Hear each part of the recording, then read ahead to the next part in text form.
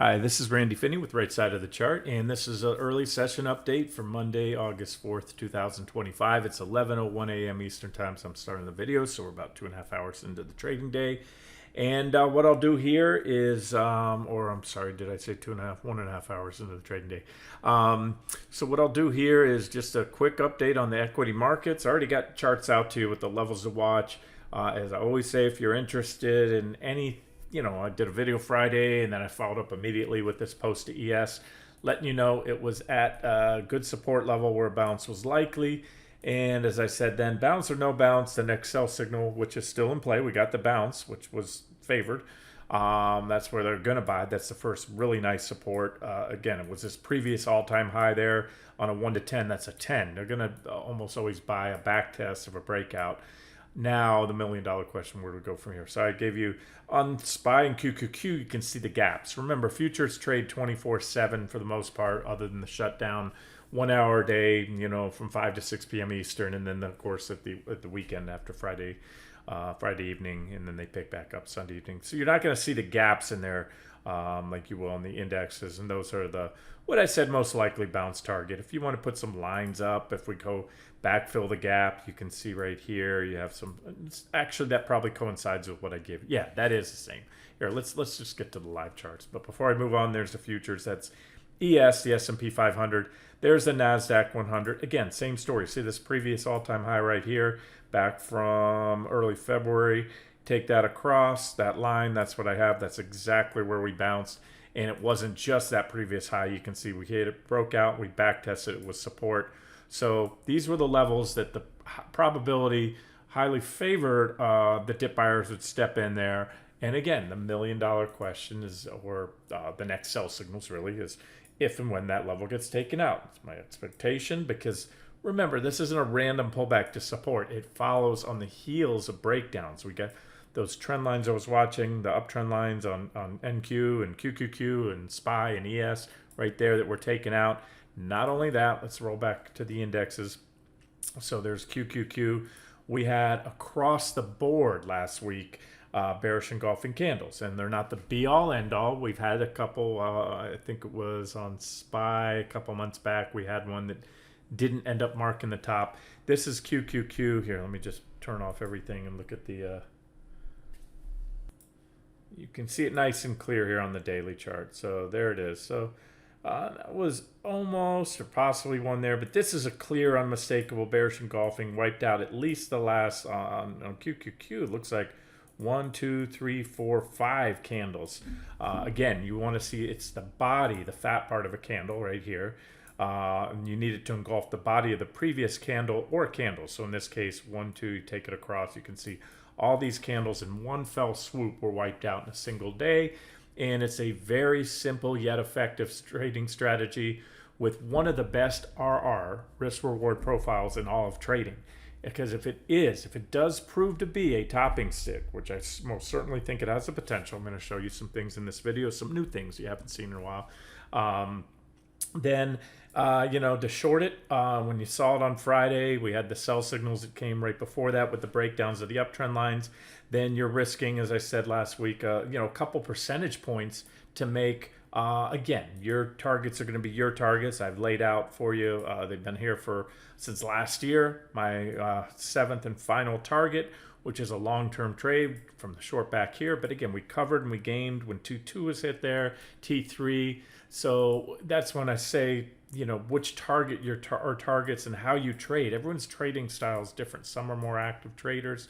You're not going to go straight down from point A to point D or in other words, from T1 to T7 in one fell swoop. You're going to zig and zag. And then sometimes after a breakdown, you have a little kickback rally, put a marginal new high. So nothing's changed. Those are still the targets I favor. I still believe this will be a marginal new high. It is at this point, that's all it is. Only time will tell if it's more than marginal. In other words, if we go up another 20% plus from here, that's not a marginal new high. It's a breakout. It's probably going to take out the divergences. But what it is right now is a marginal new high that still keeps those big negative divergences very much intact. We had a divergent high there. We had one of the biggest drops in years. We hit that third target. for all the reasons stated at the time. Said covering all shorts, going to a full long position because of everything, again, stated at the time. And that's the bounce. Carried a little bit higher, but that was always in the cards, a marginal new high. It just wasn't my initial preferred stopping point, which was right around the 200-day moving averages. So we carried a little higher. Again, it hasn't changed anything in the technicals, and nor has anything in the fundamentals changed. I'm going to get to fundamentals here in just 1 second, guys. I just want to show you. Somebody asked, as I said, I'd cover, how did the monthly charts close? Remember, there's many different trend indicators that I use. One of many is the monthly PPO histogram. QQQ. Remember, QQQ, although it's technically an index, the NASDAQ 100, it's great as an investment tool because it's very top heavy and extremely top heavy in the Mag 7, overweighted. It's not very indicative of it's certainly very unindicative, if you will, if that's a proper word, of the U.S. stock market. The SPY is better, or the S&P 500, although that's still 500 of the largest companies, and therefore, and they still have the highest weighting in those Mag 7, so they're going to skew it. You can look at the equal weighted S&P 500. We're just going to look at it. So the broad market, when they talk about what's the stock market doing, remember, QQQ is not the stock market. QQQ is a tech-heavy fund. It's really mirrors XLK, the technology ETF, because of its holdings. So I told you I would update. Somebody asked, and yeah, SPY remained on a red histogram close. Again, these histograms, the histogram, whether it's bullish or bearish, and that just is these two lines is the PPO line above or below its signal line. And if it's below, the histogram's red. If it's above, it's green. The higher you go on the green bars, the higher that blue line is, the PPO line above the signal line. And it does, as I've covered many times in the past, I don't want to get too nitty gritty here because I've covered this a lot. All of the biggest corrections and bear markets and at all points in time are defined by that histogram going red and staying red. And then sometimes you come back, looks like you're going to make a bullish cross, and you don't. Now we could. And again, if we do, then yeah, we keep this party going for a little bit longer. And if we keep it going too long, if we cross green, it could be a whipsaw. Like here was a whipsaw. We were green for a couple months. Here was green for 2 months. That was a whipsaw. Kept the trend going. But you have the potential to take out these big divergences, and that will change the technical posture of the market. It doesn't guarantee anything, but it certainly lowers the odds of this big, 50+% bear market coming that right now is, I believe, priced into the technicals. So that is SPY. Again, we remain on a red histogram. VTI, if you're going to use one single ETF to try to see what the stock market is doing, because as I said, the S&P 500, as the name implies, 500 of the largest U.S. companies. VTI is the total stock market index. It tracks. It's comparable to the Wilshire 5000. It has as the name here. I'll show you. The description is, if you look it up right here. Where did we go? It tracks the CRSP U.S. Total Market Index, which represents approximately 100% of the investable U.S. stock market and includes large, mid, small, and micro caps regularly traded on the New York Stock Exchange and the NASDAQ. So it invests by sampling in an index, meaning it holds a broadly diversified collection of securities that, in aggregate, approximates the full index in terms of key characteristics. So again, remember, with the S&P 500, you're not getting small, mid, or micro caps. So this is it. And where I'm going, you can see same technical posture, big divergent high, like everything else. All the big indexes, bearish engulfing candles just printed both on the daily. I need to point that out, guys. Daily and weekly. I just flipped over to the weekly of VTI. So you took out the trend line in one fell swoop, bearish engulfing candles. Here's SPY, just because I went through there. SPY last week. So again, I showed you a minute ago on the daily chart. I think it was Thursday, bearish engulfing candles on the indexes. And also for the week, this is a weekly chart, more significant, bearish engulfing candles. Last bearish engulfing candle on the weekly chart of SPY. Remember, you only want to look for those at the end of a prolonged uptrend. You don't look for them in a downtrend or in a consolidation period or after the market's already turned. They need to be topping sticks, so they have to come at the end of an extended. What's extended? Well, you want to see the RSI up to around near overbought 70 level, and so that was the last one that we had was right here. And what happened from there? If you shorted that one, as was thrown out there on the site as an objective short entry, you milked one of the biggest drops in many years right there on the S&P 500. Even better on QQQ. Again, let's turn off all our lines. Look at QQQ on this weekly. Nice fat bearish engulfing. Last bearish engulfing you can see here on the weekly was right here. Had you shorted that one, let's just go in the bottom of it. Let's say you waited till it was finalized. From that point down, you made 23%. Again, and you made 23% in a matter of just a couple months there. From here, if you happen to buy that low, which we did, we covered there. It took probably 4 or 5 times that long to get up to make 23%. So just the point is, the market typically falls faster, and you go back as long as you want in history, and you just measure any down drop, and you will see that the market falls in a matter of weeks or months, and wipes out what took months or years of gains to get there. So again, I always say it, short selling is great, but you got to be Johnny on the spot. You got to be in, and most importantly, you don't have to nail the top, but you can't wait too long or half the move's already gone. But the important thing is to get out at the bottom. And if you look back, we were covering there, we were covering there, we were covering here, we were going long here on each, covering and going long on most of those bottoms, if not all those. So that's that's it, guys. And there's no guarantees, but it's all about probabilities and loss mitigation. So take it, don't take it. Market's up today. No surprise, it bounced exactly where I figured it would bounce from that. Remember, that was in the comment section right after the video was over. Showed you the ES was at support, so was QQQ, all the indexes. They bought it exactly where probability said they would. You can see it on QQQ here. Also, really nice support. So nothing has changed. This is the gap backfill. This is this morning, the bounce target I gave you. I give it to you on the 60. You can see right here. There's the gap. Traders love these gaps. And now, if all eyes, which they are going to be, if you are shorting trading a gap, shooting for a gap backfill, sure, you can get that gap backfill. Remember, there are no guarantees. You can blast right through there. But there are going to be a lot of eyes on that gap. So the sellers will probably, at least day traders, will probably step in early and not try to milk out that last few cents just in case they reverse early. And again, we're still below the trend line. So when do things start to change? Well, first of all, I can tell you right now, you're probably not going to want to ride out a back test because you're not going to go straight up. So if you went straight up, it wouldn't be too bad, nor would you violate the top of last week's bearish engulfing candles. Remember, a stop, those bearish engulfing candles are going to be negated if you take out the recent highs. And a back test, it's going to do that. So you probably won't want to ride out a back test. Keep stops relatively tight. But again, this is and will remain, as what I said last week, the next sell signal. It's really nice support. You can see the big volume price histogram bars. A lot of trades occurred here. So those traders really, they're not getting beat up yet. Even if they bought the high, it's not down too much. We take out Friday's lows by a large margin. I'm sorry, by a decent margin, especially on a solid daily close.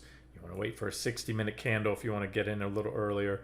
We'll probably jump on down to this next target here, and that's going to be, again, now this is your objective shorting entry. So there's two. I'll give you the scale in zone, the top of the gap, or just right now a little shy of it would be an objective short entry, and with an add-on once the recent lows are taken out. So you want to be safe about 550.86 right there, the low end of that range. That's going to be about a 2% drop to get there. And then if hit from where we're at now, that next target's going to be about a 4.6% drop. So, all right, let's talk. This is all short-term stuff. Let me just give you a spy. I already gave it to you this morning. That's it. So there's the gap right there. Technically, that's where we closed Friday. That's technically the top of the gap. But again, I think you'll see some sellers step in early. These were pretty powerful sell signals across the board last week. Trend line breaks, again, bearish engulfing candles. You have all that. Let's move forward to something else. Before I forget it, let me cover the VIX. I usually get questions on that. VIXY, which I've covered, had that breakout candle last week. So just like we had sell signals clean, very well-defined breakdowns of well-defined uptrend lines and the bearish engulfing candles, we also have a very clean, distinct breakout of the bullish falling wedge on the VIX, or this VIX tracking ETN VIXY tracks the short-term futures. And so divergent low, just like this divergent low, just like that one. We gamed each of these. That was T2. This is still, just like the stock market, part of a longer term trade with that third target still up there. Again, I always state that I'll look at the spot VIX and VIX futures, and that target might be tweaked if and when we get there. But, there's a lot of potential there. That's about 160 something percent up to that third target. And the VIX can do it. That's what the VIX does when it wants to go. Remember, the VIX is like trading the market, shorting the S&P 500 or even the NASDAQ on steroids. That's all it is. So just keep that in mind, that volatility cuts both ways. Although the VIX, remember, you never want to buy and hold it, but the spot VIX itself, which doesn't have the decay these ETFs do, that's down towards the lower end of its range, especially if you look at a weekly chart here. Turn all my lines. It's also interesting to note that the VIX bottomed here and it's been creeping higher. It does that typically towards market tops. You get a shot across the bow, first leg down, market makes a marginal new high. And you would think, because the market recently made a new high, that the VIX would make a new low, and that didn't happen. So the VIX is, it's at support. This is a support zone here. And as I showed you, positive, aka bullish divergence right here. Just like you had bullish divergence here, just like you had bullish divergence there. And these are all the pops in the VIX. And again, these pops, quote unquote, little pops, right, are, the spot VIX, 400%. This one right here from that divergent low, all said and done, from high to low, 521%. So, and I know there's some permabulls listening to my voice right now, and that's fine. The takeaway is maybe that use this as a hedge. Maybe you want to keep buying your Apple and Amazon and Meta or QQQ, whatever you're buying on this pullback. I labeled out where the market was likely to bounce on Friday. You should have bought that. You bought that. You would have made we're up right now 1.35 in the NASDAQ 100, so almost little less than that in the S&P. But what I'm getting at is you can use this as a indirect hedge, a long position in the VIX. But my thoughts on where I think things are going. Now let me show you the fun stuff here. All right. So on Friday, Thursday was it? Last week when the jobs report came out. I think it was Friday. So the headlines are Trump fired the head of the BLS. I mean, guys, what's going on here is insane with the financial markets. The whole politicizing the Fed, calling for Powell's head on a stake, and now firing the head of the BLS because that massive revision that is a wake-up, it shocked the markets. Such a huge downward revision on the previous job numbers. And then Trump firing the head of the BLS, responsible for the data, and now wanting to put his own minions. So he wants to completely put puppets into, the head of the Federal Reserve, which is supposed to be a non-political agency, the head of the BLS, in other words, to manipulate and show numbers. And the market's taking this in stride. I mean, this. Whatever, you got to give it.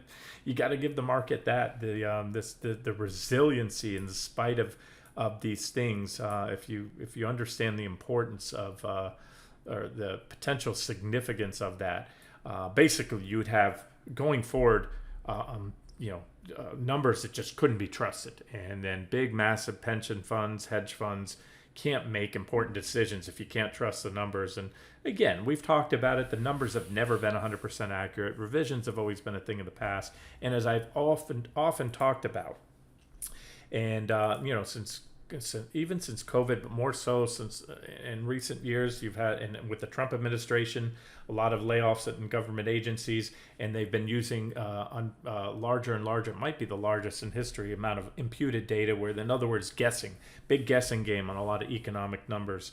And then, as I told you, in an uptrend, in a bull market, or a falling or low low employment, they're going to impute in the direction of the current trend, so it's going to show that. So ultimately, everything turns: the economy, the job market, stock market peaks.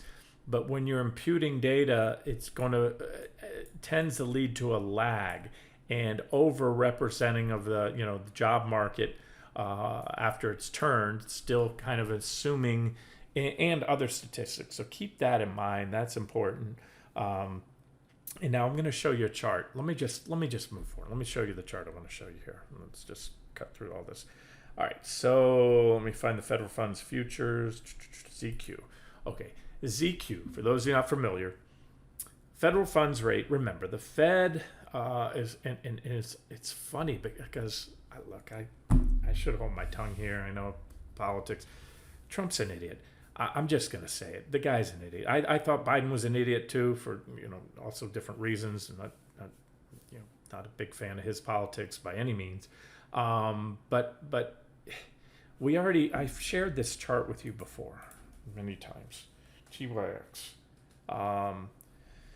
This is the 30-year bond, and for the first time, at least in modern history, first time since I can remember, and I covered it at the time, the Fed lost control of the bond market, completely and utterly lost control.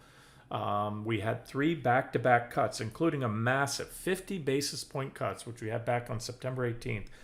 50 basis point cuts are typically reserved for emergency situations. The Fed normally doesn't do that unless things are really starting to fall off a cliff. It tends to spook the market. And so the expectation was that this is the 30-year yield. Fed cut rates by 0.5 percentage point, and you would expect bonds, historically long bonds, and the 10-year and 30-year would go down. They shot up in the opposite direction. Fed followed up with a 25 basis point cut on November 7th. Little brief reaction there, but then shot back up again and made new highs.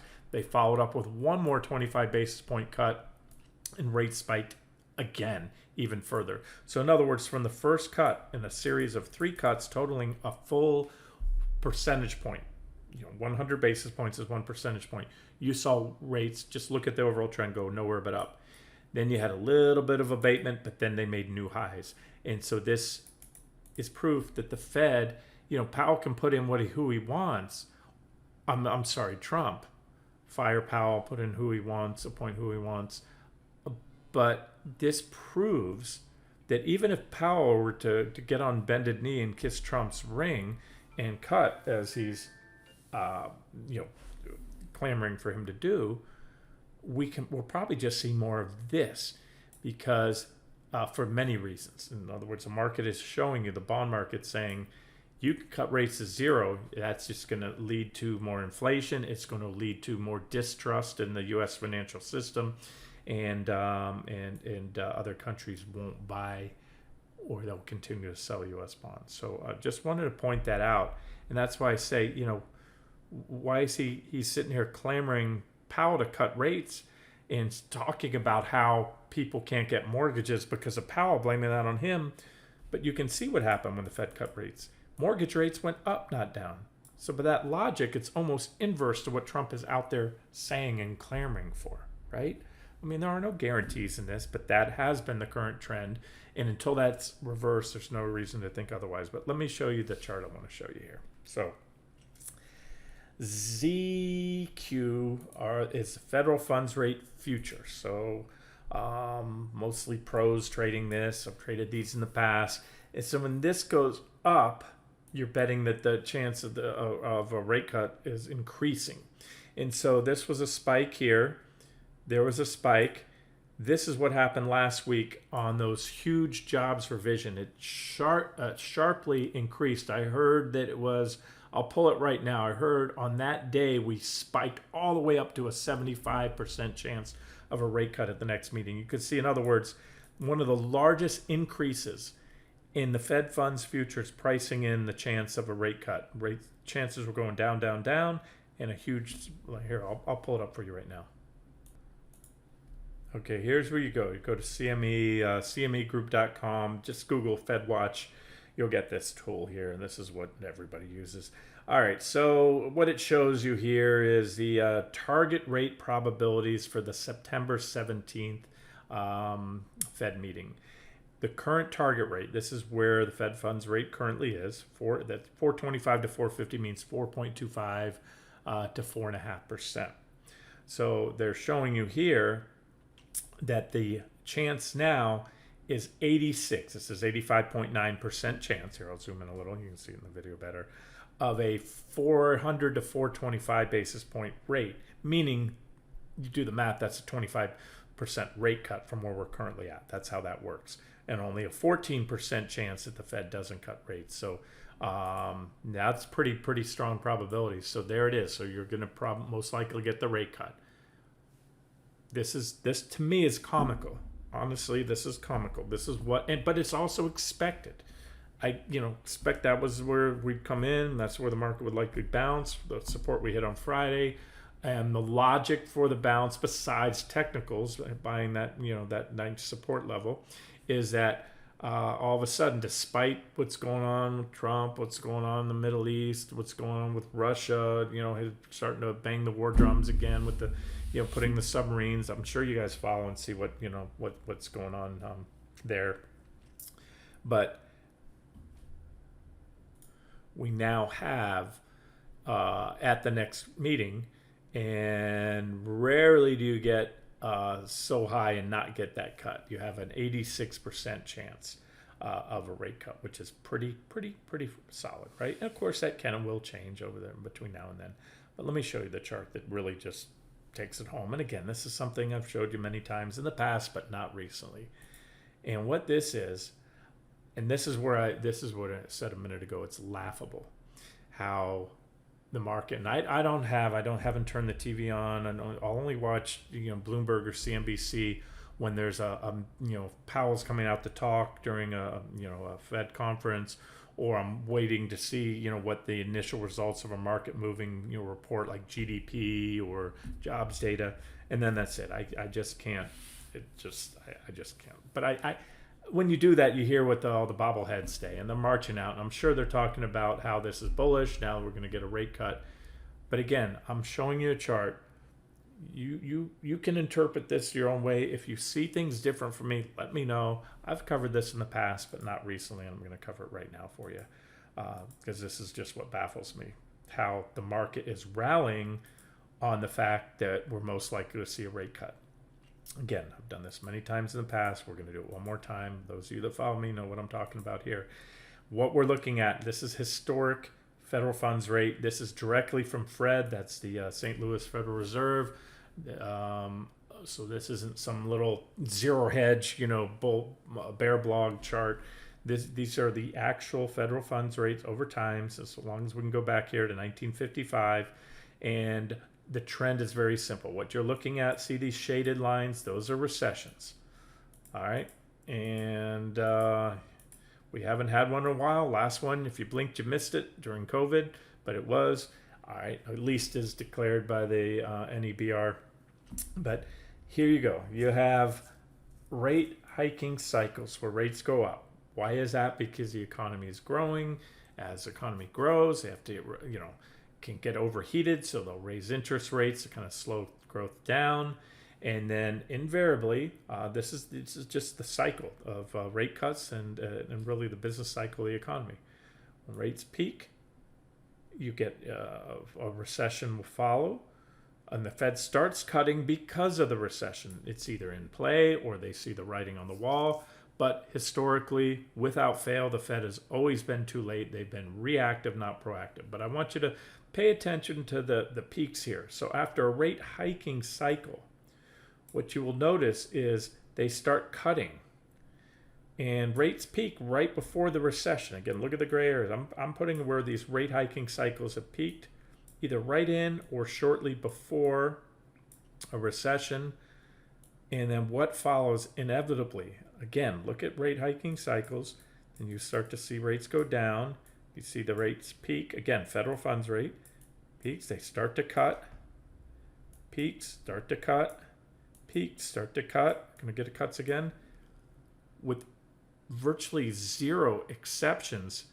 Yet the market each and every time rallies because, yes, I get it. The markets love low rates are stimulative to the economy, stimulative to the stock market.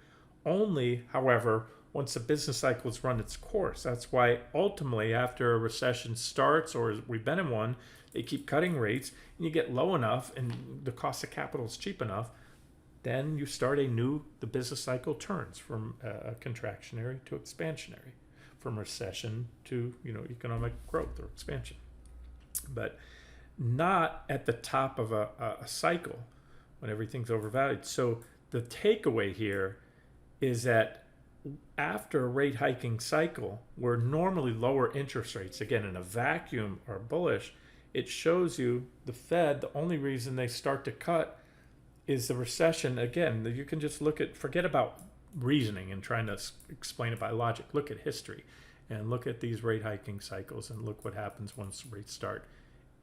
Inevitably and invariably, a recession has always followed, right?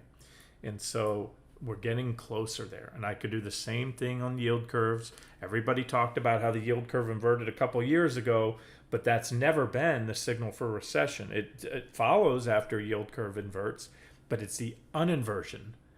And that just recently happened where the yield curve uninverted. And so we haven't had, well, we had one cut, you can see that there. And we're looking now at an 85% chance of a cut of the upcoming meeting. So this is more than now just an aberration. Kind of looks like, again, you can see here the piece. So freeze the screen, pull the chart on your own, check it. So I just wanted to point that out, that we now appear a lot closer based on this in the fact that a rate cut is now baked in cake. In other words, and the rate cut, remember, the rate cut, what's happened is this expansion that we've been in, and I'm just imagine the stock market and the economy has defied my expectations, and a lot of analysts have been baffled because the consumer has been extremely resilient. Remember, COVID was unprecedented. Without a close second, at no point in the history of the world, has there been so much stimulus, so much money crammed down into the printed and injected into the financial system, given directly to businesses and consumers. If you didn't need it or want it, you got a check. If you ran a business, the PPP and all the extra stimulus, zero interest rates for a long time. And so, that effect has carried over.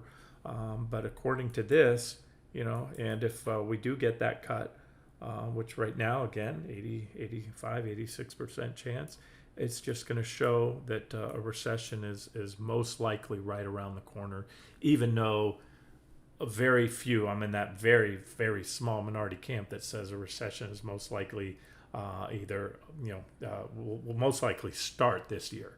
And remember, the NBER only declares these. They use subjective measures, and they declare recessions in hindsight after they've already begun.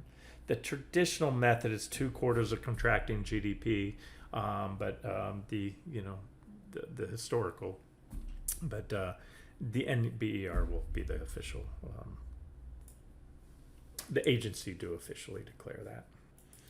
All right, so that's it. This is fundamental stuff. It's not a timing indicator, but you can kind of see it helps to formulate the bigger picture. So then what do we do to try to zero in on timing of all this? Because the problem there's been a lot of folks that have been right on recession calls, right on bear market calls, but the problem is, and I've always said this, is a difference between being too early and wrong. Too early means you get in, start shorting, or sell your longs, and then start shorting. Well, let's just talk about shorting a bear market. You start shorting, and then as long as it may take a while to roll over, and you don't go in too heavy, and you don't get stopped out. If you take a position, whether it's bullish and you go long on something, or you're bearish and you short, being wrong is the move goes against you and exceeds your stop. So I'm on TYX. Let me just go to the stock market here. Being early is you get in, it may take a little while, but as long as a reasonable stop, in this case right now, let's just talk about, these recent bearish engulfing candles. So, you get stopped out, even if that happens, then you're wrong, but you can always get back in. So, the facts are right now we've had the breakdowns there, those wedges, we had the bearish engulfing candles, and there's more evidence now, strong evidence to short than I think back here when we had that scale back in zone we shorted up to, but not above, right there, not above the 200-day moving averages for the swing shorts. So we made out that marginal new high scenario. Now we just need to start taking out some of these support levels below and increase the odds. These are just short-term targets here, 1, 2, 3, and then this is where, if and when we go down through there, let me change my arrow color tool. We'll go down, color, just cyan, we'll go here. This is where increases the odds. We'll go to my long-term targets on that I gave you before, board 8 right here, down to T7, which is still about a 50 plus 54% drop. All right, I'm going to wrap the video up here, and I'll do the other stuff. If you want to check the homepage, I replied to some comments and questions today, an update on GDX. There was somebody asked about Disney, so you can go in there and check those. I'm just going to go over the market leaders now that I've covered the indexes. This is NVIDIA. NVIDIA, as with the almost a bearish engulfing candle, but what NVIDIA did do is it, as I highlighted recently, we already took out the primary beautiful uptrend line. We back tested it for about a week and a half. And then, as I like to see, I often say the problem with shorting a back test is you can continue to back test, and every day you do it, you're going higher. So I like to see that impulsive rejection, and that's exactly what we got on Friday. So that is a check mark following a series of back tests of the uptrend line. Oops, that's a divergence line. That shows that even though we had a divergent high right here, we made a marginal new and still very much divergent high there. So that's that. And there's the rejection candle. Next sell signal will come on a break of 165-ish right there. And I said at that time, that was back on July 22nd, I said we had breakdowns there, and I said then, however, you need to, for the next sell signal, you need to break the recent lows from that, what was that day again? Tuesday, July 22nd, I said on the indexes and a lot of these key stocks. The next one was Microsoft. Microsoft reported earnings, had a big blowout. They faded almost all of that post-earnings pop so far, which I'm not going to call it bearish, but it's not exactly bullish that they didn't build on those gains. And in fact, the poor sucker that bought that high pop right there has already lost about 6%. But again, nothing technically changes until we don't have a pretty good sell signal, and I don't see any type of bearish. That's not exactly the most bullish candlestick situation there, but I want to still see a break of this trend line. You still very much, as you did at the pop of the highs recently, have negative divergence on Microsoft, but that's going to increase the odds. You can see there. So there was the gap from their earnings. We backfilled half of it, and so if they take out the entire thing, they're also going to take out the trend line. So if you don't already have it, I think I do. Yeah, I know I already have one now. I probably have like 4 of these alerts. Set a trend line alert right there. It's a beautiful trend line. Comes off the early or late April, early May. I'll tell you exactly. May 1st. May 1st candlestick on that gap up right there. That's the trend line that needs to go right here. Apple's just kind of lost the air. Apple's flopped around, had a lot of missteps recently with Siri, and their AI integration and all that other stuff. And now they're like debating, do we buy Perplexity or one of these other, pair up and pay an insane amount of money to, they tried to develop their own AI and they failed. So that's their problem. Now, look, they have that downtrend line I just drew right there. They popped that. And you also see they just got rejected off the 200s. Remember, the 200-day moving averages do a great job at defining bull and bear trends. They lost them there, lost them right there, back tested, got rejected, back tested, rejected, oh no, I'm sorry. That was the yellow one's the 50-day. This is the red one right here. This is the 200-day exponential in red, 200 simple in blue, You took them back there. That was bullish. You ended the bear market in Apple, this downtrend, took them back, and you've been in a bull market. Tested them there, and then finally took them out. Rejected right here. Rejected, rejected, rejected. Still below it.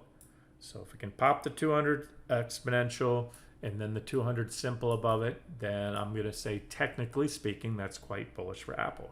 However, right now, as of this day, and since this point right here when we lost them, and right here, and then again back tested and that's in a bearish technical posture. The 200 days are very significant for Apple and most tech stocks and the market. So that's, I'm just showing you the technical posture of all these market leading stocks, and that's that one. Amazon had this, I know this is what I call a busy board, lots of lines, but off the January 2023 lows, you have a very well-defined multiple reactions, as I'm showing you here. Significant uptrend line broken, back tested for a few weeks there, maybe in a couple months, and recently put in, for the first time since right here, that divergent high, which was followed by a 34% drop. This stock has come full circle. This is where we're covering shorts and going long. Now this is where it's time to start getting short again. Negative divergence for the first time since February, where the stock fell, got cut by a third. And it's also coincides with that beautiful rejection off that back test, and you had this little wedge here. I've covered this one recently. Now, so that's the bearish, the divergent high, the rejection off the back test, the breakdown of this uptrend line / wedge pattern right here, right? All that. Now on the bright side, for those of you that are bullish and looking for higher highs this year, you're getting your first opportunity right now. It's coming up on the 200 simple with the 200 exponential moving average just below. That's the first back test. Well, there was a near back test since those moving averages were regained right here. We gapped above both of them, made a perfect back test. So if you missed that recovery back above the 200s, let me show you here. So if you missed this pop, this big gap up, you were given a gift to buy Amazon on the tech back test. It split the crosshairs between the 200 simple and exponential. And we're coming up on them now. So anywhere from here to here, if you are bullish, this stock or the market, that's where you'd want to buy. And if you're bearish, you want to see those 200s taken out, because that, as here, you can see there was a little brief couple days where it tried to regain them and failed, and then there was another leg down. So that's the technical posture of Amazon. So like I said, most recently, a breakdown below the wedge, rejection of the back test. So we're pinched between support and resistance right now, closer to support, but on the heels of some pretty powerful sell signals. And again, the first divergent high since back here. The previous divergent high that I had on the daily was right here, and the stock fell 24% right there. So, just based on those two drops, this little 10% move so far is only a fraction of what these other drops that followed divergent highs did. Alphabet, same major trend line, in my opinion. The very significant January 2023 lows. Take that yellow trend line I'm covering right here. We had a couple reactions there. Nice clean reaction right there. Breakdown, back test, rejection. This is the first back test of that trend line since then, since it broke down back here. And not a super impulsive rejection yet. We have this little minor trend line right here, comes off that low. I want to see that one broken, and this resistance support level, about 192-ish. Come on down here. There's your near-term targets. You got the 200 simple, exponential, and this uptrend line. So that is a short-term swing target. That's where they'll probably come in and buy Alphabet if it does drop there. So if you want to actively swing trade this one, right now where we're at, you could short it here.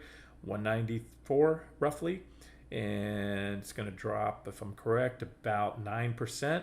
They're going to step in and probably bounce it here again, unless the market and everything else is breaking down at that time. It could certainly go down through there, so you could get a quick 9% short trade, turn around, bounce it again if the market confirms at the time. and or wait for a break of this uptrend line and the 200-day moving averages. That would be a more powerful sell signal taking us down to my deeper targets there. That's Alphabet. Meta's been very strong, but again, you can see 1, 2, 3 divergent highs in the last few years on this stock, all followed by double-digit drops, with that last one being a drop of about 35%. And that's where we're at right now. As I always say, divergences are not a sell signal or a buy signal if they're bullish divergence. Let me repeat that. Positive and negative divergence, just like overbought and oversold, are conditions. They are not buy and sell signals. So what you need is a buy or sell signal. I don't really see one here. Where I will see one if we lose this level, 739.60-ish. That's that previous all-time high. We tried to test it there, got rejected. We just gapped above it last week. That's a breakout to new all-time highs. As I often say, breakouts to new highs that occur on overbought conditions with negative divergences have a much higher rate of failure than those that don't.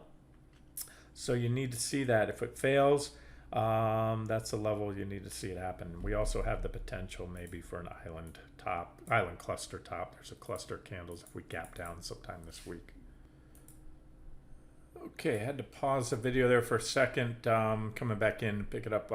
It's talking about Meta, I believe, right here. So that's a pretty key level. And then there's a big old gap right there. If that gap is backfilled and then some, you have your next support there at 681.90. Call that 692. Then about 635 where the 200s come in. So these are the levels to watch on Meta. And just once again, you know, with stocks like this, just off at or near all-time highs, you just can't get too bearish until and unless these levels go, you know. So keep that in mind, especially the 200 days. When you get the majority of market-leading Mag 8, whatever you want to call it, 9, 10 stocks above back below the 200s, then there's a very good chance you're in a new primary downtrend. Broadcom, nice fat bearish engulfing candlestick on Thursday, still below that, same story there. I have the minor trend line, which that was already violated once, so I set up this trend line here. That to me is the big one that needs to go, so I believe I have a price alert there, which I'll make sure I do. Price alert set, tighten that line back up, and that's Broadcom. Tesla still kind of below the downtrend line here, primary downtrend line. You had this little triangle pattern right here, broke down, but we've cut through there a few times, so I'm putting more stock on this downtrend line, which we remain below. But as you can see, the stock is also, let me turn off all these levels, holding and fighting to hold that 200-day moving average, that exponential, the red line. It took it out here, back tested, rejected, back tested, finally recovered, successfully back tested, and it's been back testing below. So this is the big level for Tesla. If it can start to rally off there and take out those trend lines, that's bullish. If it gets rejected and drops clearly below the 200s, and again, the further it gets and the longer it stays below, the better. That would be bearish. All right, guys, I'm going to wrap it up here. Long video, but those are the things I'm watching. We'll see how the week evolves, and I'll do updates on everything else later, metals, miners, commodities, and individual stocks. This has been Randy Finney with Right Side of the Chart. Have a great day.